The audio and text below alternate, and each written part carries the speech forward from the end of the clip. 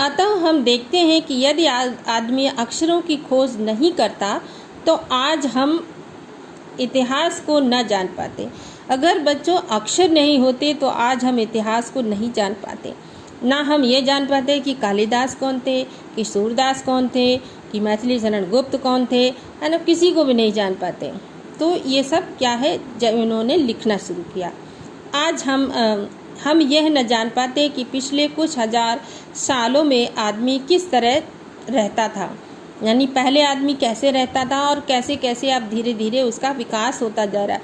बच्चों, पहले आप जाते होंगे गांव में तो देखते होंगे कि कच्चे घर होते थे, मिट्टी के बने होते थे, है ना, और चूल्हे जला करते थे। अब क्या आ गई, गैस आ गया, स्टोव आया, अंगीठी आई और अब गैस आ गई, और इससे भी ज़्यादा अब बढ़ते ही जा रहे हैं हम लोग।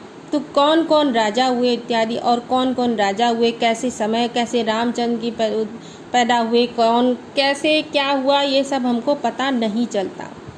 तो अक्षरों की खोज मनुष्य की सबसे बड़ी खोज है। सबसे बड़ी खोज क्या है मनुष्य की? अक्षरों की खोज है, क्योंकि अक्षर नहीं होते तो कुछ भी नहीं होता। अक्षरों की खोज करने के बाद मनुष्य अपने विचारों को लिख कर रखने लगा। जब से उसने अक्षरों की खोज की तो वो अपने विचारों को लिख करके रखने लगा। इस प्रकार एक पीढ़ी के ज्ञान का इस्तेमाल दूसरी पीढ़ी करने लगी। यानी इस तरह से क्या हुआ, एक पीढ़ी यानी जो जनरेशन, जैसे अभी मान लो अगर तुम्हारे बाबा ने कुछ सोचा, कुछ लिख के रखा, तो वो अब तुम तक पहुंच रहा है, और अगर लिखा नहीं होता तो नहीं पहुंचता। जैसे तुलसीदास ने रामायण लिखी, वाल्मीकि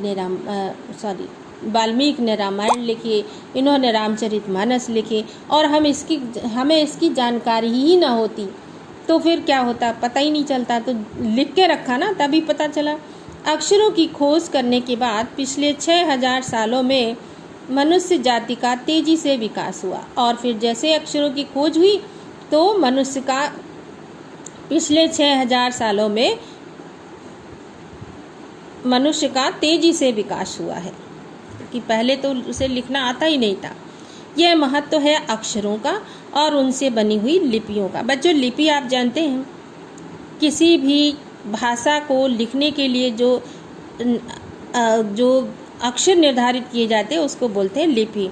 तो इस तरह से ये महत्व क्या हुआ, किसका? अक्षर और उससे बनी हुई लिपियों का। अतः हम सबको अक्षरों की कहानी मालूम होनी चाहिए, इसलिए हमें अक्षरों की कहानी मालूम होनी चाहिए। आज जिन अक्षरों को हम पढ़ते या लिखते हैं